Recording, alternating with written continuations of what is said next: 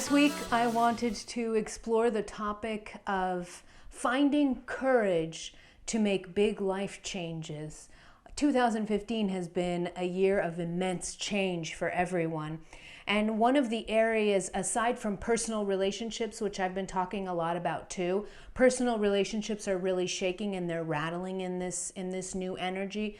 But there's also another area of our lives that is rattling a lot too, and that is our careers, or what we do for a living, our jobs, our careers, our professions. That is also getting a huge shake in these last few months, and it's going to continue throughout 2015 and beyond. And the reason for that is that we're in this massive energy of awakening that has great potential for awakening. And so that means that the energy is going to come along and it's going to shake you and it's going to ask you, are you doing what you love to do? Do you want to spend the rest of your life doing what you're doing now for a living? And so the energy life is really whispering this to us every single day. So I get feedback from people saying, you know, I feel in my heart what I want to do, but I'm scared. I don't have the courage to take that plunge, to take that step toward what my dreams are or what my heart wants to do. And the fear around life changes pertaining to career and to your job has a lot to do with two held beliefs that we have in collective consciousness. I wanted to explore those two beliefs and explode them today to see if it helps you feel a little bit differently about the situation if you are going through a life change right now, or a job or career change, or you want to. So the first held belief that we have is that we can only make money if we have a certain job that has a certain schedule. It's got to be from 9 to 5. I have to be sitting, at this desk. I need to be a lawyer or an engineer or a doctor. So there are these roles, there are these careers that we have, and we can only make money working like regular people. We need to work like everybody else. This is a held belief in collective consciousness. It's very limiting because it holds you to doing something that you may not, that your heart really may ache for something else, but you stay in that job because you think that that is the only way to make money or to sustain yourself or to have an abundant life.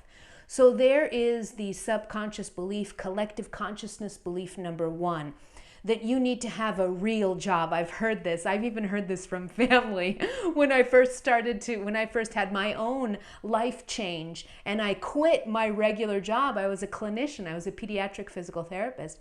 And I just quit my regular career and I decided that I was going to follow my heart and go on this new path. And I got so much feedback from family and friends, and sometimes it was well-intentioned and with love.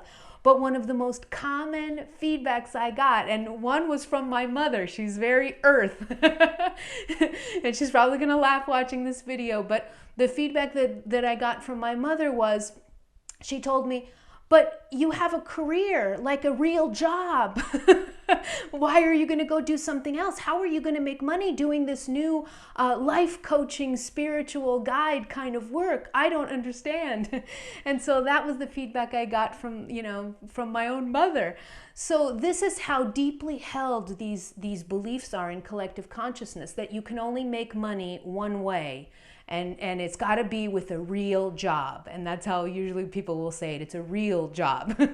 So what I'm doing right now, for instance, falls outside of the definition of a real job. So there is belief number one. Belief number two. And this is the one that also holds people in place in jobs that they may not love at all.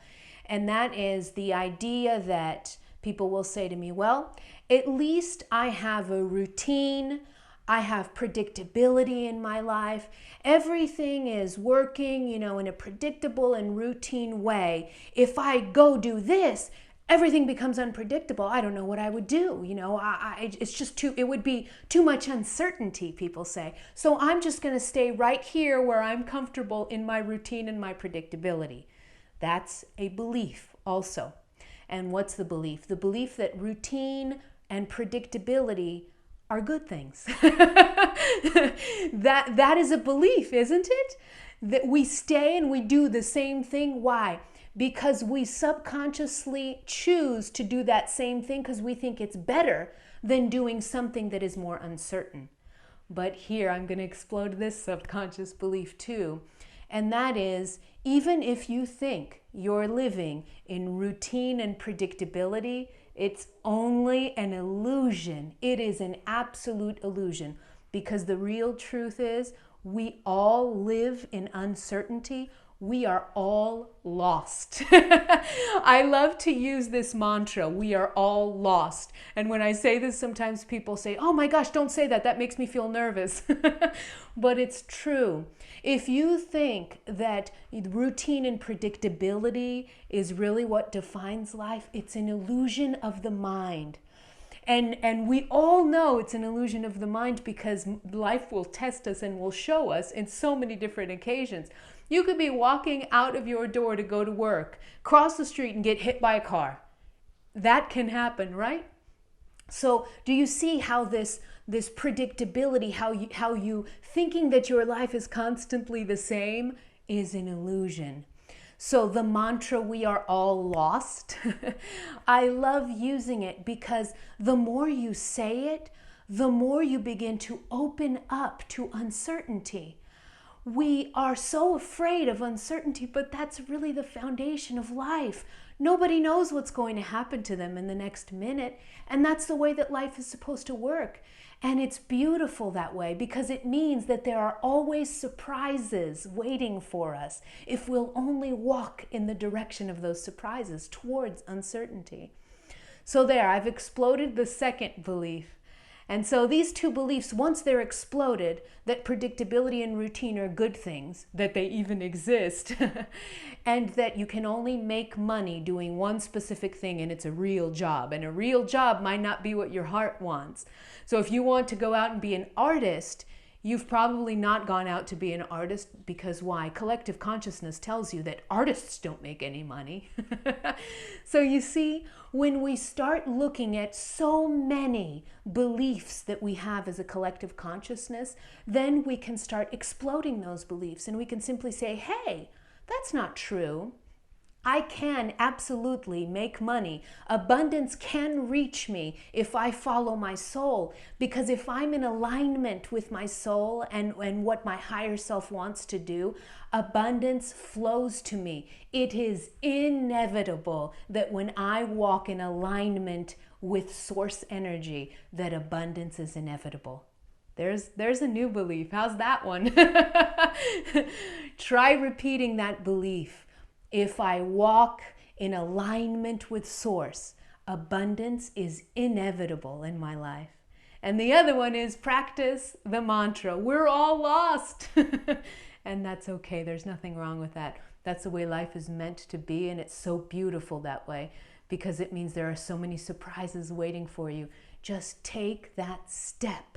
If your heart wants to go do something that is so different from what you're doing right now, take the step. Even if it's just one little step toward that heart desire, just one little step at a time, you'll notice how you'll feel more and more comfortable with the uncertainties of life.